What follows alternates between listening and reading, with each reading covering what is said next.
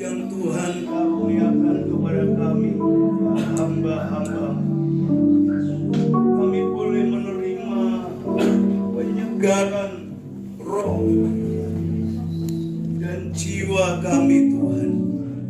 Agar dalam perjalanan pelayanan setiap kami, perjalanan hidup kami mengiring Engkau, kami selalu disegarkan, roh jiwa kami selalu beroleh ketenangan dan ketentraman, sehingga saat menghadapi apapun yang Tuhan izinkan terjadi, hati, jiwa, sikap kami tetap tenang. Amen. Karena kami tahu Engkau bersama kami. Amen. Hanya bersama Engkau dan di dalam Engkau, dalam menghadapi segala situasi dan kondisi, kami akan tetap tangguh dan tenang. Amen. Di hadapan Engkau. Terima kasih Tuhan. Kami mau memasuki sesi kedua. Oh Tuhan, berbicara tentang menjadi lebih tenang. Biarlah kami mengalami ini semua, karena ini memang kami perlu untuk perjalanan pelayanan. Berbicaralah Tuhan, berfirmanlah kepada kami. Kami siap menerima dalam nama Tuhan Yesus Kristus. Haleluya. Kita yang siap diberkati oleh materi-materi dan firman Allah, kita katakan haleluya. Shalom. Senang sekali saya berada di tengah-tengah Bapak Ibu. Mari ganti.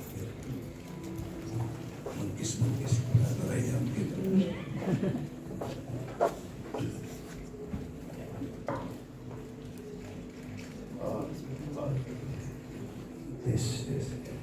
Sekali lagi shalom. Shalom. Senang sekali kami bisa ada di tengah-tengah Bapak Ibu Saudara. Ini adalah situasi langka, peristiwa langka. Terima kasih Pak Ketua Perwil Wilayah Timur, Pak Yusuf, mempercayakan sesi ini untuk saya sampaikan. Sesi kita akan membahas tentang bagaimana kita seorang pemimpin harus menjadi lebih tenang. Become calmer. Saudara, mari kita akan langsung saja memulai dengan ayat pemula kita. Oleh panitia saya diberi ayat ini dari Keluaran 33 ayat 14. Dan ini berbicara tentang ketenangan hati seorang pemimpin. Mari kita baca Keluaran 33 ayat yang ke-14. 2, 3. Lalu ia berfirman, aku sendiri hendak membimbing engkau dan memberi ketentraman kepadamu. Amin. Amin. Amin. Bapak Ibu Saudara, kalau mengacu dari ayat ini, kata ketentraman ini dari kata Ibrani nuah, yang diinggriskan itu rest. Artinya itu istirahat, tapi bisa juga berarti calm, tenang, saudara. Nah, kita akan mengambil istilah dari kata tenang ini.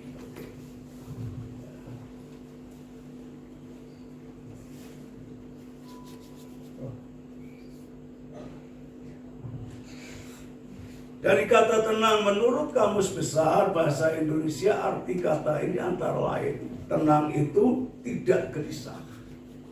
Saudara, kemudian tidak rusuh, tidak kacau, tidak ribut, aman, tentram. Tenang ini menyangkut soal mental, soal sosial, tapi juga soal fisik, yang menggambarkan kondisi tidak ada gangguan, tidak ada kekacauan, tidak ada kegelisahan. Tapi kalau dari ayat ini, tentu kita akan mengacu kepada sebuah ketenangan batin. Seorang yang memiliki. Tuhan tidak pernah menjanjikan ketenangan dunia ini. Karena di dalam surat Yohanes berkata bahwa dunia ini sedang berjalan menuju kebinasaan. Mengharapkan ketenangan alam, ketenangan situasi, itu adalah pengharapan yang pasti. Mengecewakan kalau kita berharap ketenangan itu ketenangan dunia. Tapi yang terpenting di tengah-tengah berbagai hiruk pikuk perubahan yang begitu cepat, perubahan yang kadangkala berlawanan dengan apa yang kita harapkan, Tuhan ingin kita memiliki ketenangan dalam hati kita, mental, kejiwaan kita menjadi orang-orang yang tenang dalam menghadapi segala situasi dan kondisi. Bapak Ibu saudara sekalian, kalau kembali mengacu kepada Keluaran 33 ayat 14, ini yang diberi oleh panitia ke saya. Ini adalah firman yang disampaikan Allah kepada Musa ketika Musa sedang dalam keadaan terusik ketenangan mentalnya oleh perilaku jahat dari umat yang dipimpinnya. Bagaimana Musa tidak jengkel? Waktu ini, firman ini terjadi waktu Musa disuruh Allah untuk meneruskan perjalanan. Musa berkata, aku nggak berani tanpa engkau. Karena Musa berpengalaman orang-orang Israel ini orang tegar tengkuk, keras kepala.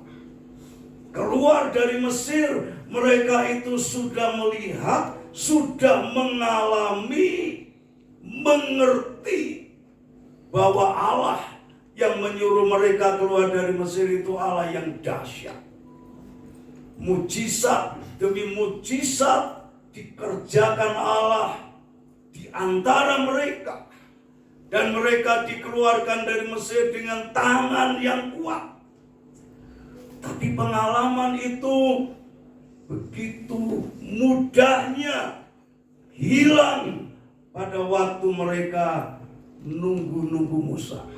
Setelah orang Israel keluar dari Mesir yang diawali dengan 10 hantaman tulah Allah kepada Firaun dan Mesir, orang Israel keluar dan kemudian berjalan. Setelah sampai di Gunung Sinai, Tuhan berkata kepada Musa, naiklah kamu ke gunung. Dan Musa bertemu dengan Tuhan di atas gunung. Di sana Musa apa yang dilakukan tidak ditulis di Alkitab selama 40 hari 40 malam. Tapi yang jelas setelah pertemuan itu, Musa membawa turun dari gunung itu 10 hukum Allah.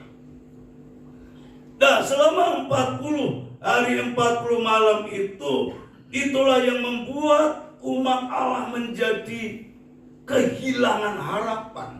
Mereka berkata tentang Musa yang naik gunung itu, kita tidak mengerti apa yang terjadi kepada Musa. Maka mereka mengerumuni Harun dan berkata, Harun, buatlah Allah untuk menuntun kita dalam perjalanan.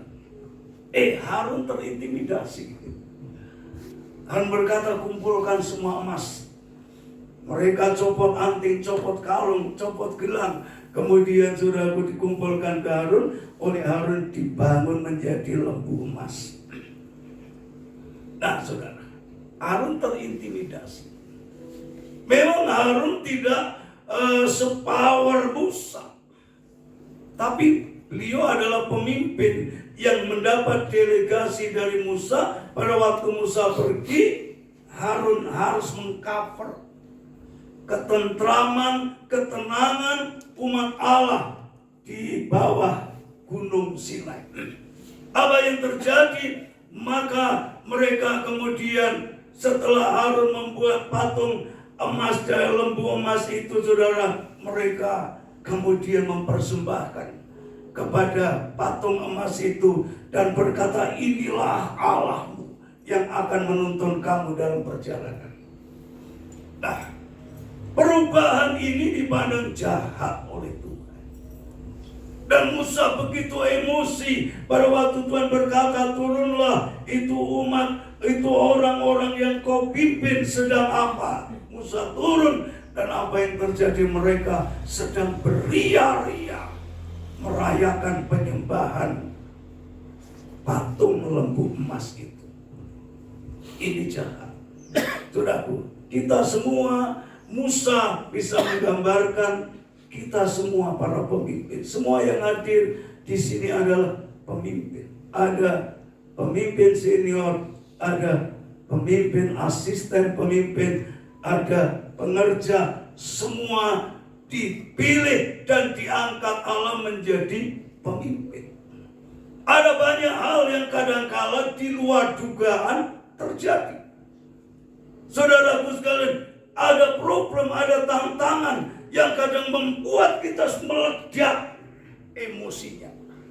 Nah, dalam menghadapi segala kemungkinan yang tidak bisa diprediksi, seorang pemimpin itu mutlak.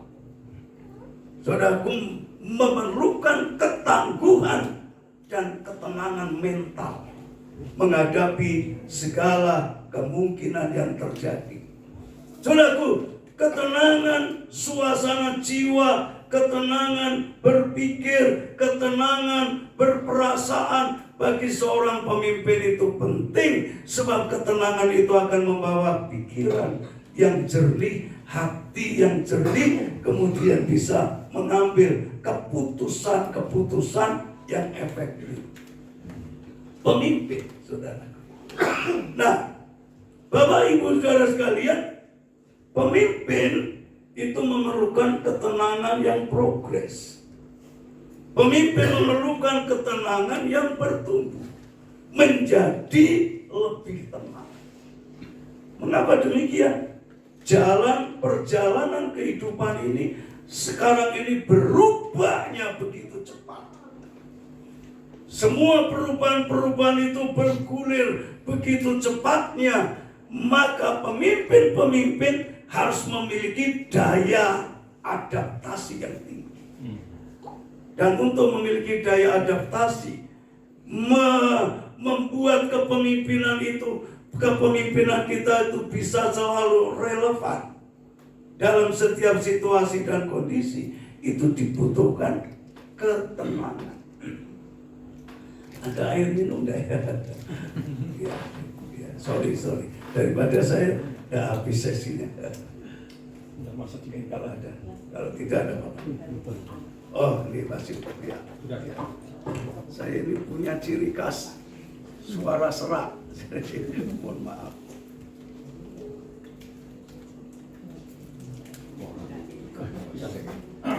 Sudah berhasil. Saya minum Bapak.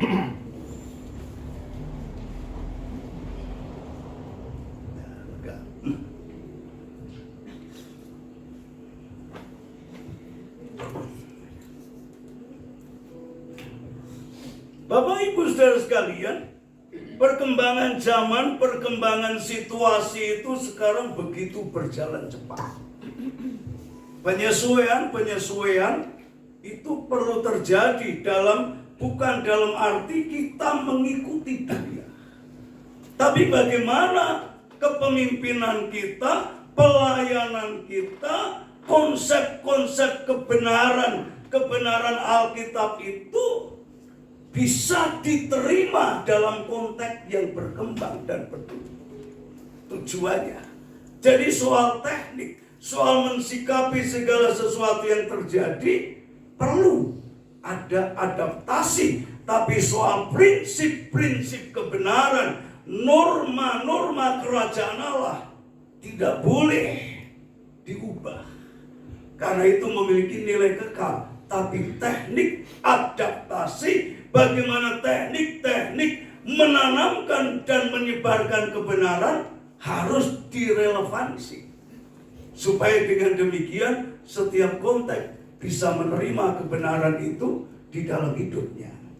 Nah, saudaraku, mengapa ketenangan kita harus bertumbuh? Karena dunia ini berubah. Jadi kita mesti mengalami perubahan-perubahan itu dalam dunia kepemimpinan itu lebih bersifat menantang. Pelayanan 30 tahun yang lalu dengan pelayanan hari ini tentu akan ada sangat berbeda. Budaya dan selera orang 30 tahun yang lalu dan hari ini berbeda. Itu sebabnya gereja tidak ada salahnya mengikuti bagaimana bisa apa selera mereka dapat kita jawab, tapi nilai-nilai Injil dari situ, kebutuhan mereka yang kita jawab itu membuka hati mereka untuk nilai-nilai kerajaan Allah bisa kita bagi atas mereka. Bapak Ibu saudara sekalian, semakin luas skop kewenangan dan semakin tinggi posisi seseorang dalam kepemimpinan, maka akan semakin luas, besar dan tinggi, kompleks tantangan kita.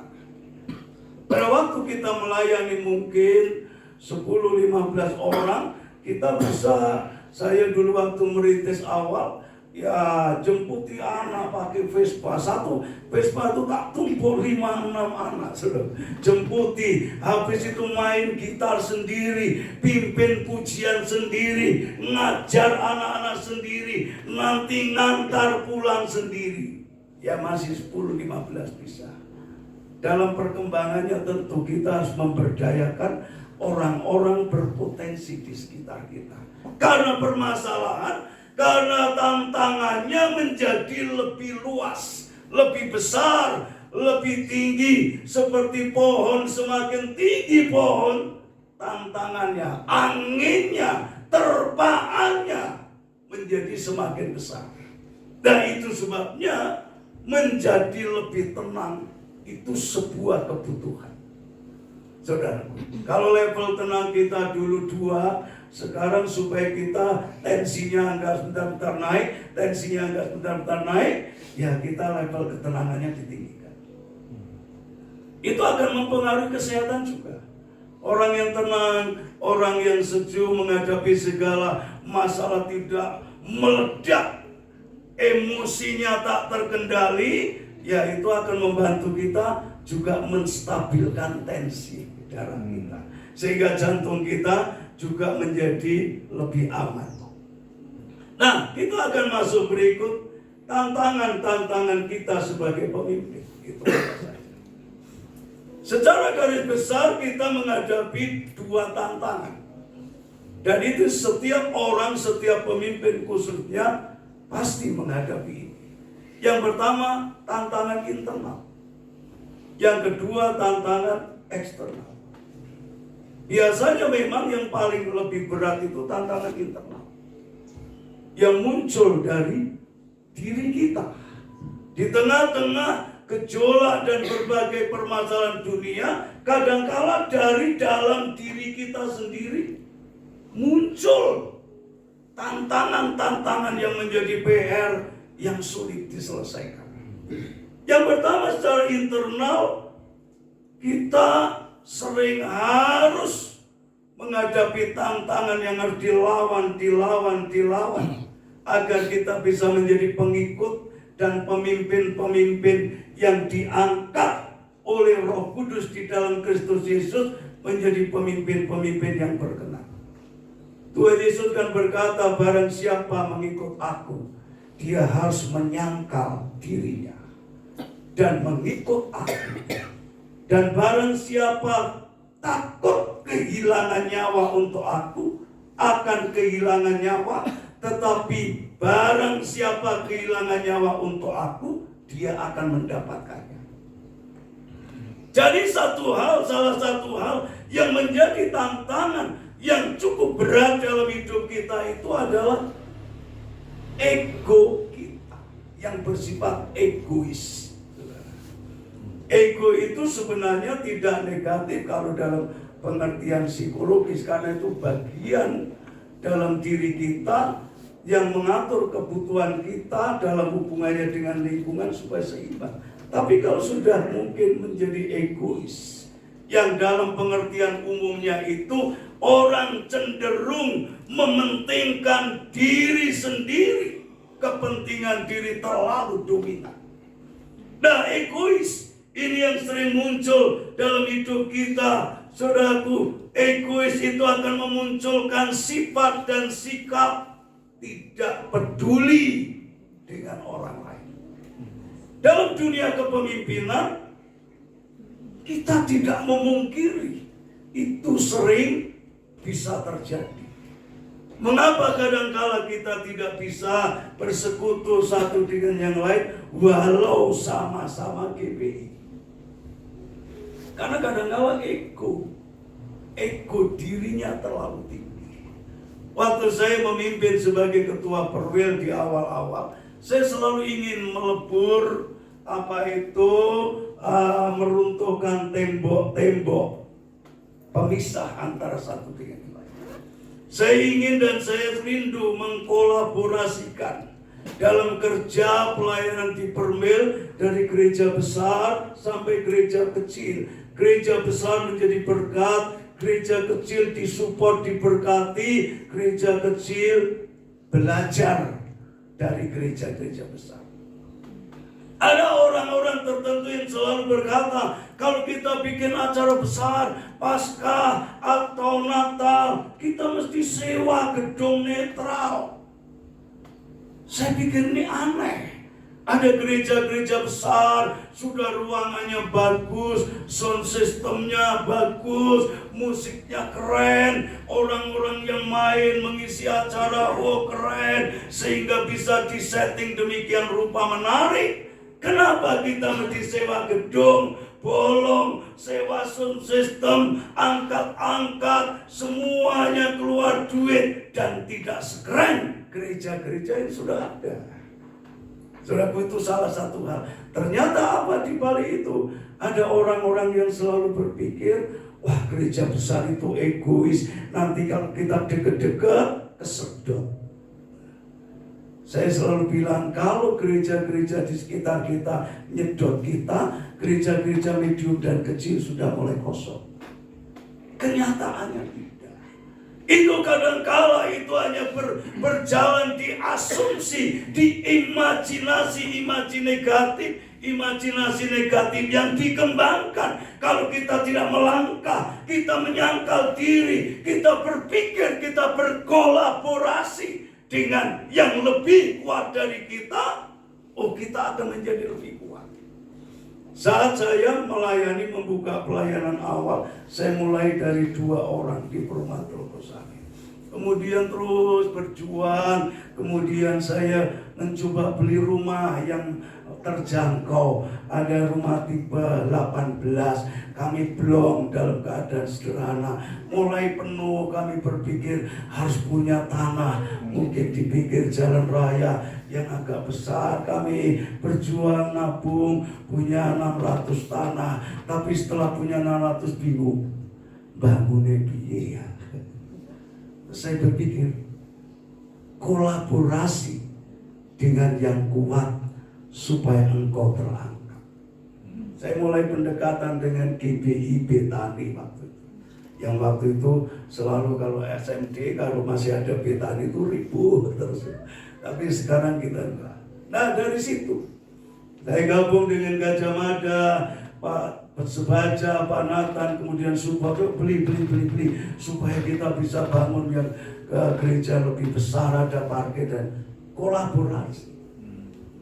Saya tidak takut kemudian nanti dikuasai, nanti disedot, diusungi setiap minggu.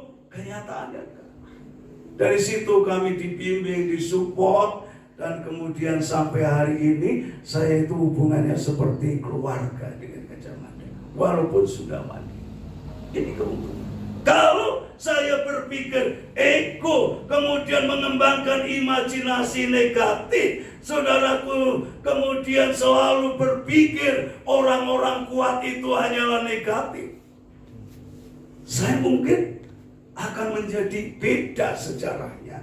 Ego kita harus kita tekan, kita harus menyangkal diri.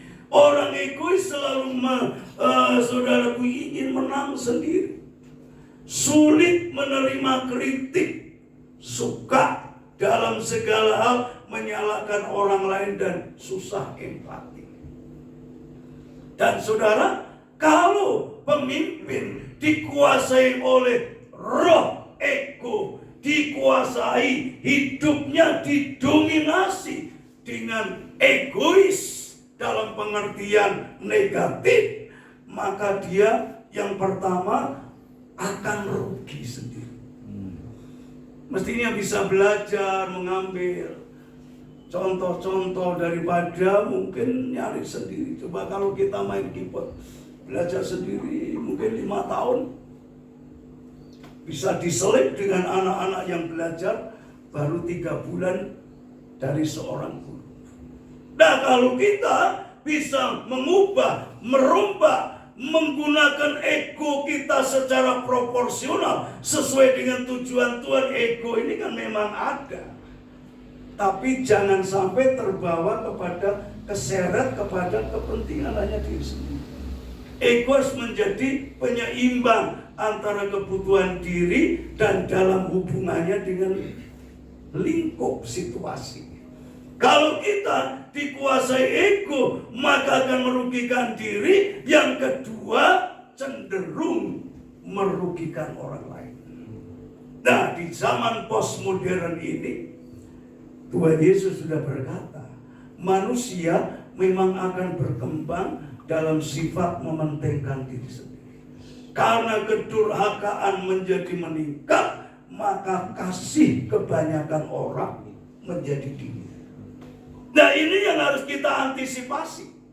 Kita akan pemimpin-pemimpin kerajaan Allah, pemimpin-pemimpin utusan surgawi yang diangkat oleh Roh Kudus, ditetapkan, diangkat menjadi pelayan-pelayan Tuhan.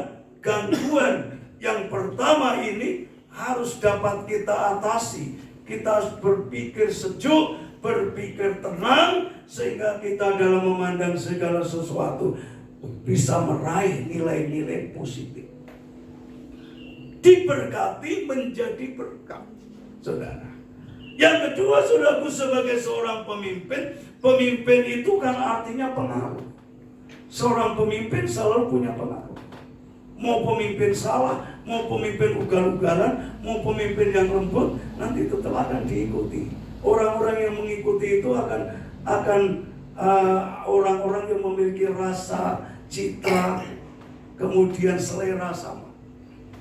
Nah, saudaraku, tapi di luar prediksi, kadangkala kita dikagetkan, kadangkala kita, saudaraku, dibenturkan, kadangkala kita mungkin terluka dan berdarah-darah oleh pengikut-pengikut kita. Seperti yang dialami oleh Musa. Bayangkan, Musa juga berjuang sedemikian rupa dengan tujuan supaya umat Allah ini terbebas dari penindasan Mesir. Tapi apa yang mereka buat selama perjalanan? Sampai Musa menjadi akhirnya gagal masuk tanah Kanaan, karena waktu emosi meledaknya di atas bukit yang pada waktu mengeluarkan air itu kan, Musa meledak emosinya sampai dia dipandang oleh Allah melanggar kehormatan Tuhan. Nah, saudaraku, kita mesti antisipasi situasinya. Pemimpin, para gembala, kita pasti mengalami hal-hal yang mirip-mirip, tidak terlalu jauh, saudara. Nah, pengikut kadangkala, saudara, itu tidak seperti yang kita harapkan. Tidak seperti tujuan pembimbingan kita, apalagi di dalam zaman yang serba mutakhir ini. Kecenderungan orang-orang sekarang itu bicara agama, saudaraku, sangat diremehkan. Dikatakan oleh Paulus, berkata di dalam surat 2 Timotius 3 ayat 1 sampai 19 itu, di bawah perikop itu adalah bicara keadaan orang-orang pada akhir zaman.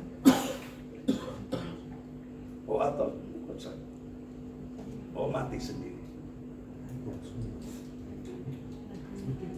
Saudara, di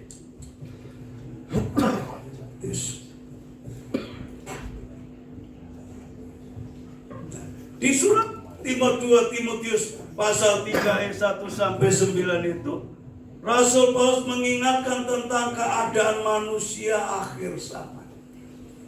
Kalau kita yakini di mana-mana sekarang orang sedang berbicara hamba Tuhan, sedang berbicara kita, sedang berdiri di jam-jam terakhir. Jam-jam terakhir. Sangat mengerikan kalau kita meneliti nubuat-nubuat dan apa yang dikatakan Tuhan Yesus dalam Matius 24. Serku banyak hal yang sudah menjadi realita di depan mata. Pada zaman akhir ini, saudaraku sekalian, di dalam 2 Timotius 3 ayat 1 sampai 9, salah satu banyak orang beragama itu agama formalitas. Topeng. Saudaraku mendengar atau tanpa mic gak apa-apa ya. Mati-mati itu. Saudaraku, orang mau mendengar seminar dibuka sana sini dan lain sebagainya. Tapi itu bukan kita, tentu level pemimpin. Ada banyak orang mendengar kebenaran Tuhan. Tapi hanya masuk telinga kanan, keluar telinga kiri, gak mengubah dia. Mereka beribadah. Terima kasih. Mereka beribadah, tetapi pada hakikatnya Paulus berkata mereka memungkiri ibadah itu. Yang berarti ini formalitas. Saudara mungkin barangkali ke gereja cari, waduh, interiornya bagus, udaranya masuk ces, sound systemnya keren, musiknya keren, videotronnya wah full. Seluruh tembok altar. Wah, senang sekali daripada di kafe atau datang di konser mahal ke gereja. Tidak semuanya orang seperti itu, tetapi kecenderungan orang di akhir zaman, kecenderungan semacam itu menjadi semakin meningkat. Kemarin minggu lalu saya ikut seminar dari Bilangan Riset dan seminar penginjilan yang diadakan oleh Badan Musyawarah API Kota Semarang, Asosiasi Pendeta Kota Semarang. Dalam penelitian yang diteliti itu, semakin tahun, setiap 10 tahun, tren pertumbuhan gereja itu semakin turun. Sudah.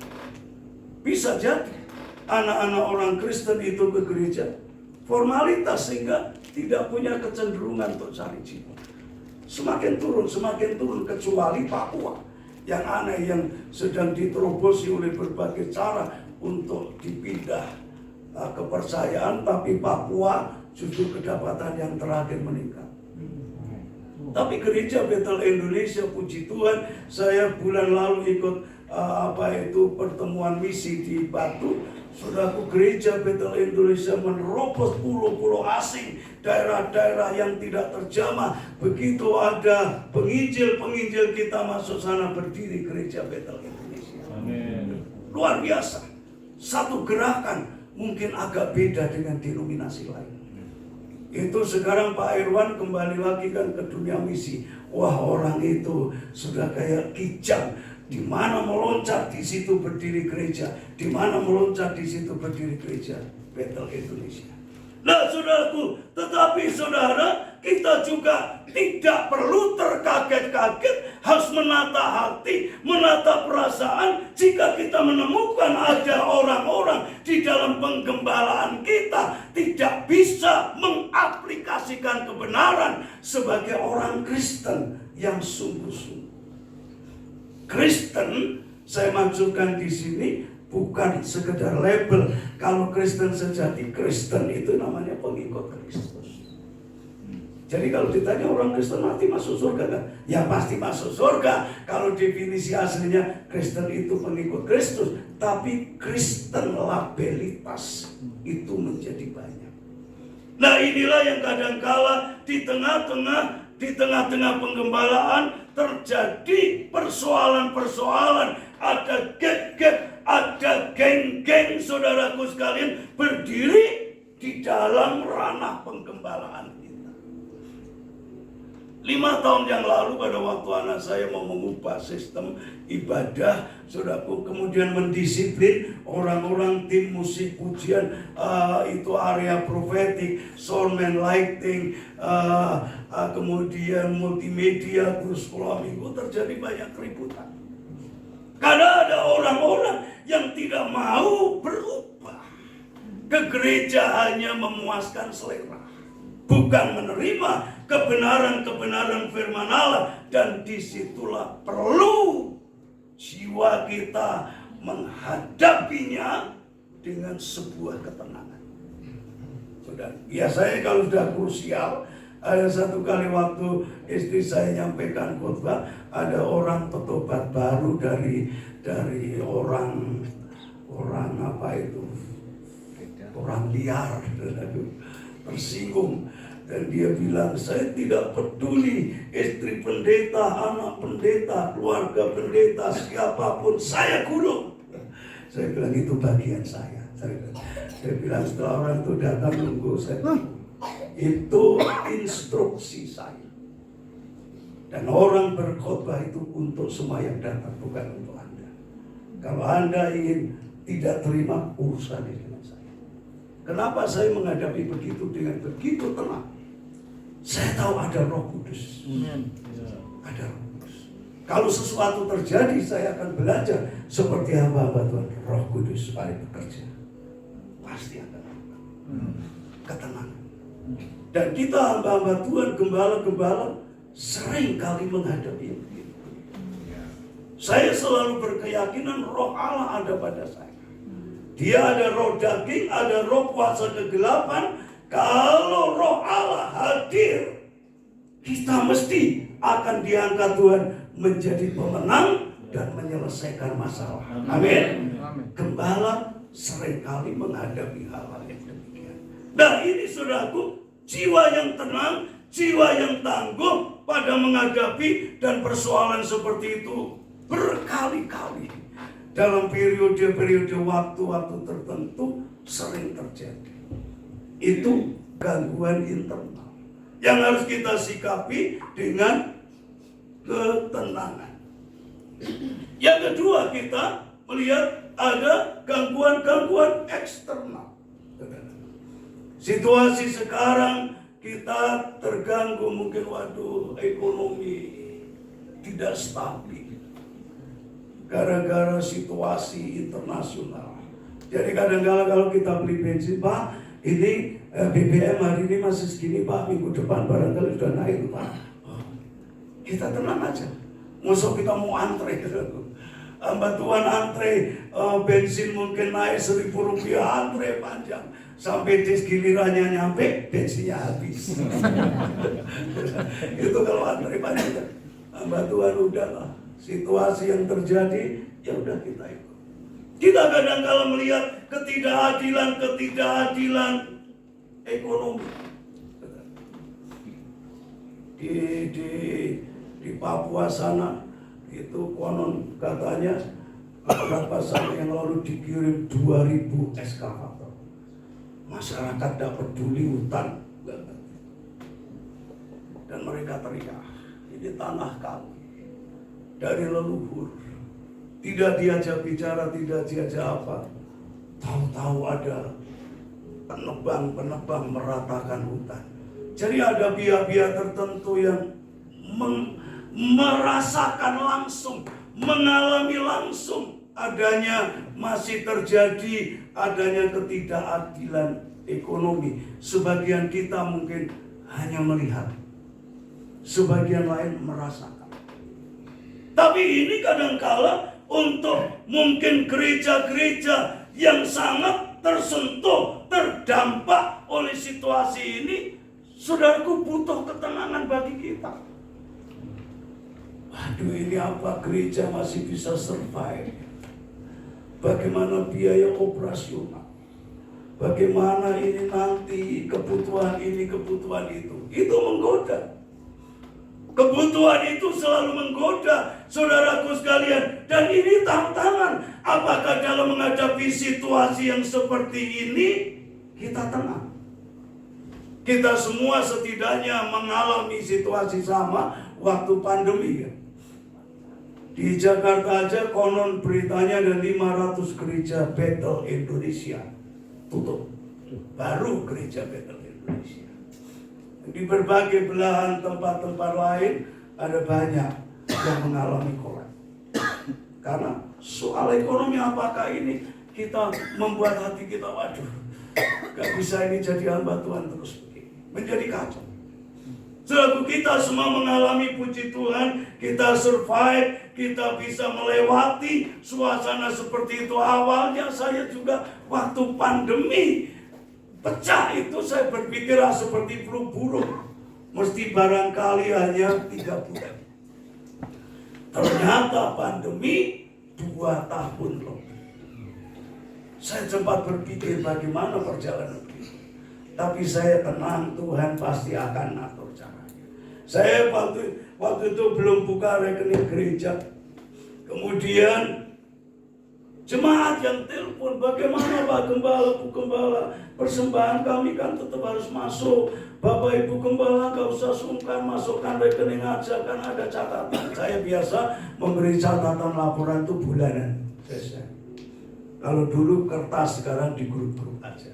Saudara, dari situ kemudian saya pikir 3 bulan mungkin tabungan masih mengcover. Ternyata jalan terus. Tapi apa yang terjadi? Kepasrahan dan ketenangan kita itu akan membuat hal-hal yang tak terpikirkan oleh pikiran kita, tak terbayangkan. Ternyata disediakan apa? Persembahan tetap masuk. Orang yang tidak ke gereja, saudaraku yang tidak kirim persembahan lewat rekening, selalu mampir ke gereja, kasih persembahan. Dan pada waktu pandemi justru kami bisa upgrade sound system, upgrade interior, dan di pandemi di menjelang akhir saya dapat juga bisa beli tanah 200 meter persegi di belakang mimbar. Wah, itu di luar dugaan, saudaraku sekalian. Dan pada waktu pandemi apa yang terjadi? Saudaraku, saya, istri saya, dan anak saya kena corona. Saya tidak bicara siapa-siapa. Karena jemaat kami ada kira-kira 100 lebih orang yang kena. Tapi tidak ada satupun yang mati kecuali yang masuk rumah sakit. Ada satu mungkin yang tidak aktif tapi meninggal. Semua tidak masuk karantina dan rumah sakit. Jadi kami saling informasi, kemudian doa, kami keliling tiap hari. Ya ada uang beli susu ya kasih susu, dicandal-candalkan di gerbang.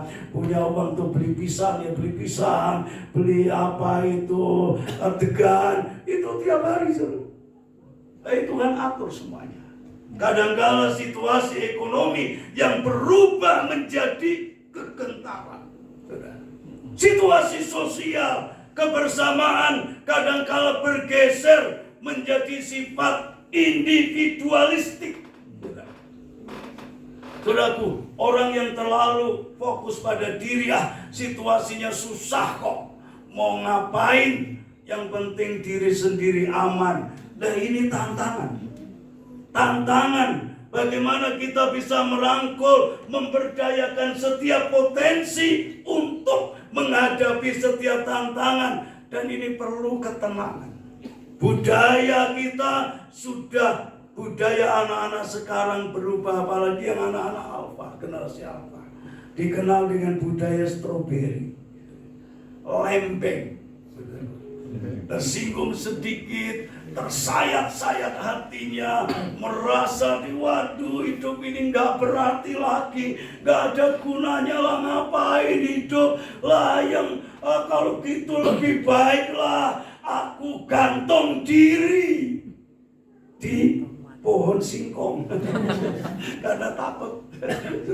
Tapi saudaraku, budaya anak sekarang, saya ketemu pendeta ketua perwil wilayah tertentu, Pak, anak-anak sekarang, Pak, kalau ditanya kenapa hari Sabtu lalu tidak ibadah, kamu pergi ya sama pacarmu, sama Pak Gembala.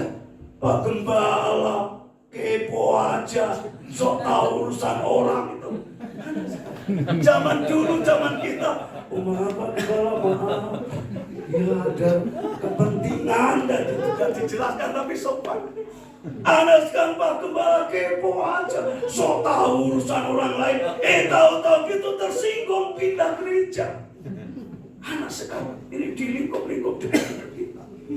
Saudaraku, itu pergeseran budaya. Saudaraku, orang begitu mengasihi dirinya sendiri secara berlebihan. Jadi saudara mengerikan. Yang lalu waktu SMD kan si Bu Yesika cerita waktu dia bikin pertemuan anak-anak Pahat. Habis dia khotbah, dia tanya, siapa Anda yang pernah berpikir mau bunuh diri? 70% maju ke depan. Anak-anak pendeta. Mengerikan bukan? Belum terlalu lama di Gajah Mada Pak Nathan itu kebaktian minggu. Dia kok tergerak tiba-tiba. Siapa saudara yang pernah berpikir, satu kali waktu pernah berpikir mau bunuh diri? Itu ratusan orang yang maju. Sampai Pak Nathan merunduk. Itu tren. Kenapa? Karena orang memiliki mental yang tidak kuat. Mental yang tidak kuat. Mental terlalu mengasihi hanya diri sendiri. Sedang di sisi kebenaran terlalu dangkal. Gereja mungkin lebih banyak bicara berkat. Bicara berkat. Saya tidak menolak bicara berkat. Karena menjadi orang Kristen juga dijamin oleh Tuhan diberkati. Yang percaya kita diberkati, amin? Amin. Diberkati. Ayat ini kan tidak bisa kita buang begitu saja. Aku datang memberi hidup dan memberinya di dalam segala kelimpahan. Itu buat orang-orang percaya. Tuhan berkata, aku tidak pernah meninggalkan engkau. Aku tidak pernah membiarkan engkau. Jangan khawatir tentang apa yang engkau makan, minum, dan apa yang engkau perlu. Itu kan berkat. Tapi tentu pengajaran kita tidak berorientasi di skop itu saja. Mesti diimbangi tanggung jawab sebagai anak-anak Tuhan. Pikul salib, sangkal diri, melayani, hidup di dalam kebenaran harus menjadi sesuatu yang ditekankan sehingga anak-anak kita tidak menjadi lengket. Saudaraku, bulan September yang lalu anak muda kami bunuh diri. Ini anak baik, setia ibadah. Anak umur 28 tahun sudah cukup sukses setara generasinya. Dia punya mobil, punya motor double, beli 2 rumah, punya deposito, punya les-lesan. Saudaraku, sudah cukup bagus. Tiba-tiba dia berpikir, aku sudah tidak punya papa dan mama. Hidup ini buat apa? Setiap hari malam aku kepingin ketemu mama dan papa. Aku kepengen ketemu mama dan papa. Itu berjalan. Terus dia rancang, dia bikin surat wasiat rinci, ngatur bagaimana dia akan menembak dirinya. Sudah disetting demikian rupa. Satu kali waktu jam 4:30 sore nembak diri. Des! Dia sudah nulis surat wasiat rinci. Seluruh harta saya persembahkan, saya serahkan untuk GBI Trogosari. Wah, orang karena itu kan viral. Masuk media dan wah, ada orang yang tidak senang kami. Wah, sugih ini gereja tambah sugih. Saya kemudian cari karena masih ada 2 saudaranya, Koko dan Cicinya. Karena ini 3 saudara ini sudah pisah. Saya cari, kemudian saya minta pengarahan pengacara supaya tidak salah. Setelah kami urus, ada deposito, setidaknya kami tidak kehilangan, tidak nomboi karena dia punya deposito. Dia pesan saya mesti begini-begini dirawat semua sampai penguburan semua selesai. Terus dengan pengacara saya minta dihitung semua. Ternyata mobilnya kredit 48 bulan baru diangsur 8 bulan. Rumahnya diagunkan di bank. Saudaraku, mungkin sejumlah harga rumah. Kemudian anak-anak lesnya semua dikembalikan. Nomor telepon ini jelas ke istri saya, ngangkap semua dikembalikan. Coba semua dihitung harta kekayaannya, suruh ngambil saudara-saudaranya. Telah dihitung semua dari orang yang pikir gede, kami dapat kira-kira 1,5 juta rupiah. Lumayan, tidak kombo yang saya dalam bulan itu saya khotbah selalu menyangkut orang mati bunuh diri sebelum dia bunuh diri. Saya khotbah itu malah dia bunuh diri. Padahal orang bunuh diri menurut Paulus di kitab Korintus, barang siapa membinasakan rumah Allah, tubuhmu itu adalah bait Allah. Barang siapa membinasakan rumah Allah, maka Allah akan membinasakan dia. Jadi saya ambil kesimpulan orang mati bunuh diri itu tidak selamat. Istri saya sebelum itu ada kematian itu tanya, Pak, kalau Papa suruh khotbah di orang mati bunuh diri, ngomong apa Pak? Yang beritakan Injil. Orang ngomong si mati. Kebetulan anak itu bunuh diri, aku gak bisa ngomong. Menghadapi peti itu kan saya bawa ke gereja karena pasah sama saya. Saya nangis, hancur hati. Terus saya doa udah berangkat ke makam. Saya ngomong, kemarin saya ke Baradaya. Ada pentapisan 3 pendeta, pengesahan 2 gereja, sampai di hotel. Pak Andreas, nanti sore kebaktian penghiburan bisa? Oh siap, tapi saya dijemput ya. Karena Baradaya itu kan waduh wilayahnya bisa kesasar-sasar. Dijemput. Untung istri saya di perjalanan tanya, Bu, tadi yang mati kenapa? Kaget saya. Ini kan yang tanya topik dia, saya jujur ya. Ya ada Pak, bunuh diri. Bapaknya gembala, dosen, pernah jadi ketua STP. Bunuh diri anak umur 25 tahun. Saya bilang, ngomong mau deh, aku cukup ya, mati. Hidup dalam Kristus, mati adalah keuntungan. Dia sudah di rumah Bapa, dia sudah mulia, enak lah orang kan. Ini pendeta orang ngerti peristiwanya. Untung kok tanya. Sementara ini pemimpin pujian saya nutul-nutul. Tidak buka Alkitab dan kita nutul lagi. Cari ayat. Kalau begitu selesai, ketemu ayatnya. Saya mulai aja di pengkhotbah 3 ayat sekian. Hidup ini sementara. Dalam kesementaraan orang diuji. Pak Pendeta dan Pak Gembala ini sedang diuji. Saya gak ngomongnya mati ya. Yang meninggal sudah di tangan Tuhan. Dalam takdir yang tidak bisa berubah. Tapi Bapak Ibu Gembala ini Tuhan tidak biarkan, Tuhan tidak tinggalkan, Tuhan pelihara, Tuhan hibur yang hidup aja. Tapi itu kan yang dulu saudaraku, bunuh diri. Budaya. Sekarang kalau kita bicara politik yang kuat bermain, saya kalau kita buka di internet berapa negara di dunia ini yang sedang perang, ternyata itu sangat besar. Mendekati 50% negara-negara itu sedang berkonflik. Dan sementara Israel perang itu, dan kemarin hari apa itu Trump bilang, sebenarnya loh, diam. Jadi Trump itu seolah-olah kakak melihat adiknya perang dengan yang lain, terus dibela adiknya. Setelah bilang, kalian diam ya, awasnya ada diam, aku marah lagi, diam. Hebat kan? Damai. Tapi apakah ini bisa mengacu? Sudah damai ada seorang yang punya kapasitas internasional bisa mendamaikan dunia. Kita mulai berpikir apa jamnya ini sudah dekat. Kan Antikristus itu yang disebut Antikristus tunggal akhir zaman itu kan pasti orang punya kapasitas pengaruh dunia, bukan pengaruh lokal, pasti dunia. Dan Alkitab berkata ia akan muncul dari antara kita. Tapi apakah Xi Jinping? Nggak mungkin, bukan orang kita. Apakah Putin? Ya Putin sih orang Kristen Ortodok, tapi gereja hari-hari ini di Rusia ditutupi. Gereja di banyak negara sedang mengalami aniaya.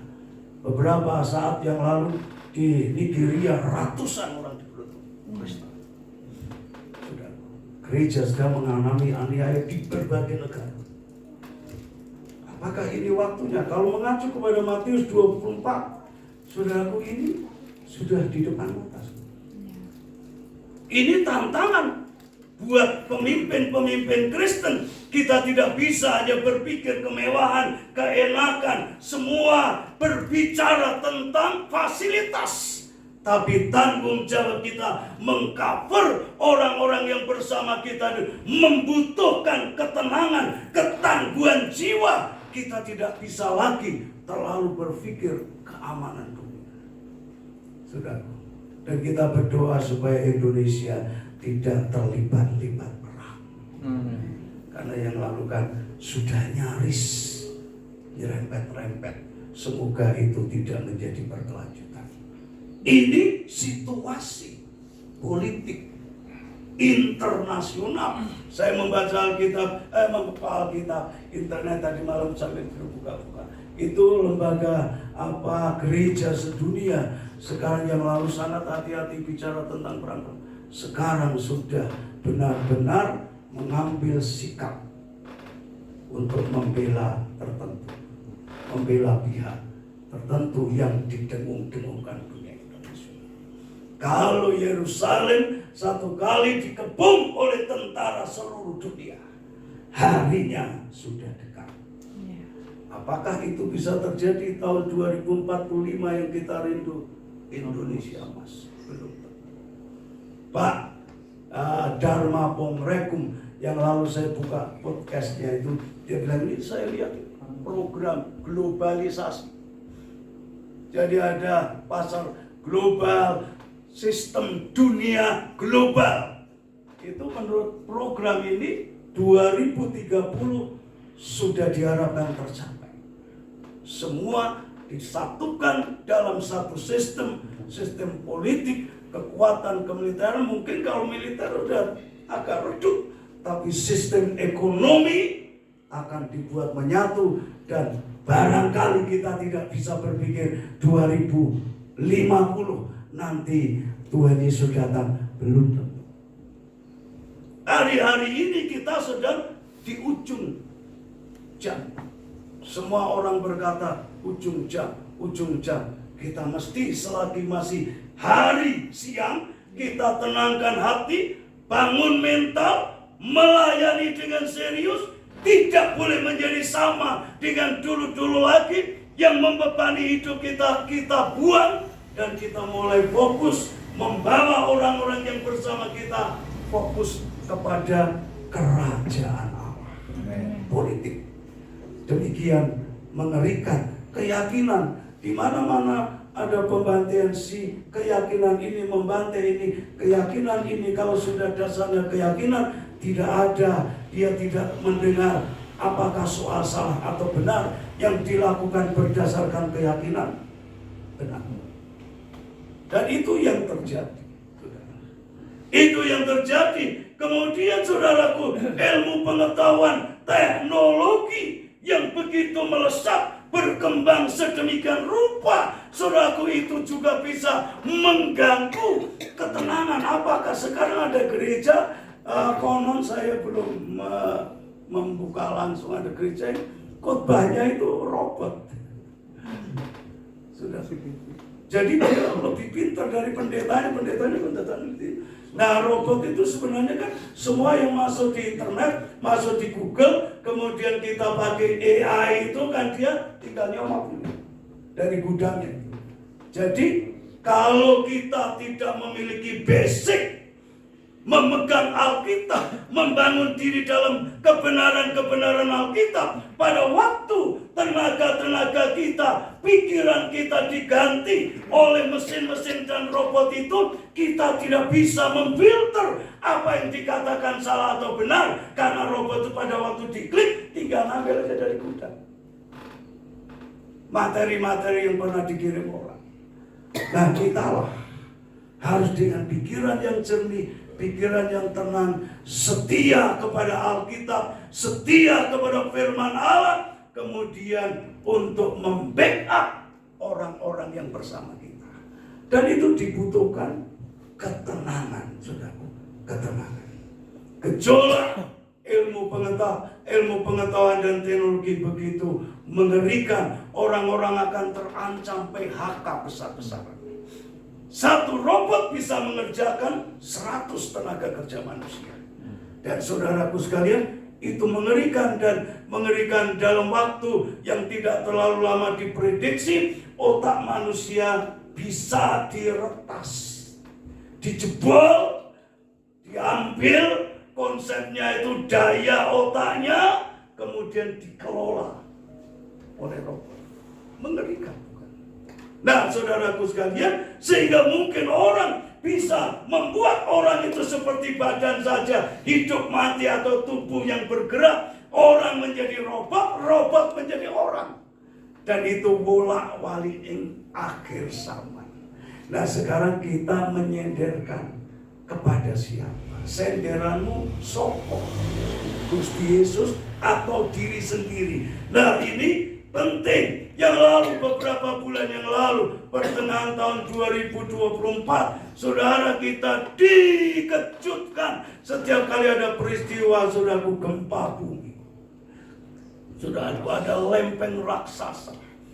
Semua orang ketakutan, gejolak alam, dan ini semua terjadi karena Tuhan memang sudah barangkali menetapkan waktunya sudah dekat.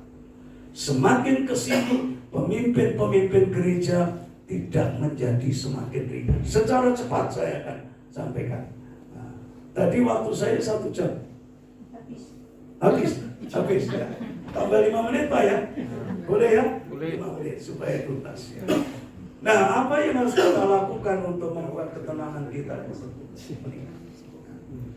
Oh, ini sudah penutup. Ya, ini. Secara cepat aja.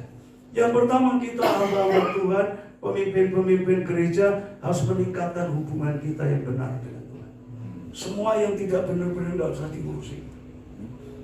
Kita tingkatkan hubungan yang benar. Saudaraku, karena hanya dekat Allah saja kita tenang, saudaraku. Dan walaupun kita diizinkan Allah melewati lembah kekelaman, tapi kita punya Allah dengan tongkat dan gadanya dengan kuasa dan kekuatannya yang menyertai kita. Kita menjadi tenang. Kita membangun hubungan dengan Allah dengan iman, dengan kekudusan, dengan ketaatan. Apapun yang terjadi, biarlah terjadi, kita tetap ada dalam tangan Tuhan. Kita mesti tingkatkan hubungan yang benar dengan sesama manusia. Kalau kita di Indonesia ini, kalau khotbah nyinggung-nyinggung agama lain, bawa-bawa agama lain, apalagi yang live streaming, saudaraku sekalian, itu jelas bisa bunuh diri. Tokoh kita yang lalu kan sampai mundur-mundur loh, pergi ke tokoh-tokoh lain, nyium tangan, padahal itu orang besar di lingkungan. Karena apa? Dia suka. Saudaraku, melupakan pesan Tuhan, engkau ini domba di tengah-tengah serigala, harus cerdik tapi tulus, tulus tapi cerdik. Cerdik toh itu bisa membahayakan banyak orang. Tulus saja nggak cerdik, membahayakan diri sendiri. Kita mesti cerdik, mesti tulus. Dan kalau dia namanya 9-10, selagi masih ada kesempatan, kita berbuat kebajikan, yang terutama kepada saudara seiman, yang kemudian kepada semua orang. Kita isi, diberkati untuk menjadi berkat. Kemudian kita mesti meningkatkan hubungan yang benar dengan alam sekitar kita. Saudaraku, kita harus menjaga diri dari ketamakan akan harta kekayaan. Hendaklah engkau waspada dari ketamakan. Karena barang siapa, apa gunanya orang memiliki harta seluruh dunia, pada akhirnya kalau dia binasa. Supaya kita menghindari ketamakan. Dan 1 Timotius 6 ayat 10, Paulus mengingatkan, cinta akan uang, cinta akan harta, itu akan menjadi akar segala kejahatan. Kita perlu diberkati supaya menjadi berkat, menjadi penerima kegenapan janji Allah. yang diberikan kepada Abraham. Tingkatkan hubungan kita yang benar dan kualitas hidup kita sebagai orang percaya. Kita punya iman, iman kita tambah kebajikan, kebajikan kita tambah pengetahuan, pengetahuan ketekunan, kesalehan, penguasaan diri, dan kita dibuat oleh Allah dengan itu tidak tersandung. Dan yang terakhir, konsisten dalam iman dan pengharapan, dalam kepasrahan total kepada Allah. Amen. Kita tidak bisa berharap dunia ini selalu setuju dengan kita. Ada masa di mana orang-orang tertentu akan mengalami seperti Sadrak, Mesakh, Abednego. Hanya ada dua pilihan, Tuhan atau hantu. Artinya yang bukan Tuhan ya kita kelompokkan hantu, Tuhan atau hantu. Seperti Sadrak, Mesakh, Abednego. Tidak ada pilihan. Seperti Daniel, tidak ada pilihan. Itu sebabnya Tuhan menekankan kepada orang-orang yang mengikut Dia harus berani menyangkal diri. Bahkan sampai kalau dituntut nyawa harus diserahkan. Kita tidak, pernahkah kita berpikir kalau nanti ekonomi global, sistem ekonomi global sudah diberlakukan secara internasional, apa yang bisa kita buat? Kita tidak bisa menjual, tidak bisa kecuali kemudian ada pendeta yang bilang, wah ini kan teknologi, kita nggak ikut ya mati dong. Kalau teknologi itu sudah memberi tawaran, ikut Tuhanmu atau ikut pemimpin dunia global, tidak ada pilihan itu. Orang yang menerima tanda antikristus, entah bentuknya apa, mau barcode, mau apa, pokoknya tanda yang disosialisasikan, disepakati secara internasional. Orang yang menolak tanda dan mengikuti aturan internasional itu akan dikategorikan sebagai pembangkang hukum. Bukan hanya hukum negara, tapi hukum internasional. Dan dikatakan dalam kitab Wahyu, yang ketinggalan tidak dianggap, harus membayar dengan darahnya.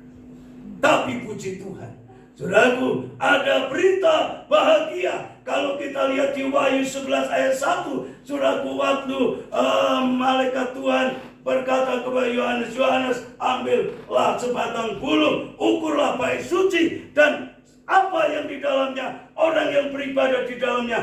Kemudian kecualikan pelataran, karena pelataran itu akan diserahkan kepada bangsa-bangsa dan akan diinjak-injak selama 1 masa, 2 masa, setengah masa. Itu penganiayaan 3,5 tahun terakhir Antikristus. Tapi yang di dalam, artinya orang-orang yang serius, orang-orang yang beribadah, orang-orang yang melayani, orang yang membawa hati tenang, menyembah Tuhan dan menyerahkan hidupnya sampai titik darah terakhir. Bisa jadi sebelum peristiwa itu terjadi, diubah tubuhnya yang mati dalam kekudusan, dibangkitkan, diberi tubuh baru. Kita yang tidak sempat mati, diubah tubuhnya, diangkat, menyongsong Tuhan Yesus di angkasa. Dan kemudian pada akhir pemerintahan Antikristus akan turun bersama Kristus memerintah 1000 tahun lamanya. Tapi orang yang masuk di ranah aniaya besar, yang dalam istilah Tuhan Yesus dalam Matius 24, akan ada siksaan yang belum pernah terjadi dan tidak akan pernah terjadi karena itu dahsyat. Pernahkah kita berpikir itu? Barangkali itu datang di 2030. Sudahkah kita siap? Barangkali itu datang di 2033 yang didengung-dengungkan masa 2000 tahun pelayanan Yesus dalam hitungan tertentu. Saudaraku, kita mesti siap sedia dengan hati yang tenang, Fokus sama Tuhan, apapun yang terjadi. Bagi Tuhan tidak ada perkara mustahil. Kalau kita berkata seperti Sadrak, Mesakh, Abednego, mau nyembah patung Nebukadnezar atau Tuhan Allahnya, dia hanya berkata, Baginda Raja, entah Tuhan yang aku sembah menolong aku, atau Tuhan yang aku sembah tidak menolong aku, ketahuilah aku tetap akan menyembah Tuhan. Apakah ini menjadi komitmen kita? Kita perlu persiapkan mental dari hari ini. Jadi kita tidak bisa bicara glamor, nikmat, semua. Itu sebabnya kita mesti serius. Seperti Abraham tetap setia, seperti Sadrak, Mesakh, Abednego, Daniel, dan orang-orang pendahulu kita. Setia sampai akhir. Dan kembali itu butuh ketenangan yang terus ditingkatkan dalam hidup kita. Yang setuju katakan amin. Amin. Ya, kita baca saja ini ayat terakhir. Enggak bisa? Tinek satu ya. Pesan penutup. Ya. Mari kita berdiri bersama-sama. Mari kita baca bersama ayat ini. Saya ambil dari Yesaya 41 ayat yang ke-10. 2, 3. Janganlah takut sebab aku menyertai engkau. Janganlah bimbang sebab aku ini Allahmu. Aku akan meneguhkan, bahkan akan menolong engkau. Aku akan memegang engkau dengan tanganku yang membawa kemenangan. Yang setuju katakan amin. Mari kita berdoa. Tuhan, terima kasih untuk kesempatan memberitakan apa yang Tuhan dorongkan dalam hati dan pikiran hamba-Mu. Kiranya bisa menjadi berkat buat rekan-rekan sejawat dalam pelayanan. Kami semua akan terus bergerak maju seraya menunggu kedatangan-Mu yang kedua kali. Kami terus berjaga-jaga dan membawa hati hidup kami dalam ketenangan ilahi. Hanya dekat dengan Engkau, hanya bersama Engkau, kami ini bisa tenang. Terima kasih semua taburan firman, kebenaran, dan semua apa yang Tuhan tambahkan. Kiranya itu tertanam dalam hati kami, menjadikan kami semakin merenungkan dan membawa kami selalu siap segala kemungkinan yang terjadi. Kami tetap sekali Yesus, selamanya Yesus. Terima kasih kami berdoa, bersyukur dalam nama Tuhan Yesus Kristus. Haleluya. Yang setuju dengan doa-doa dan materi kita, sekali lagi kita katakan amin. Tuhan Yesus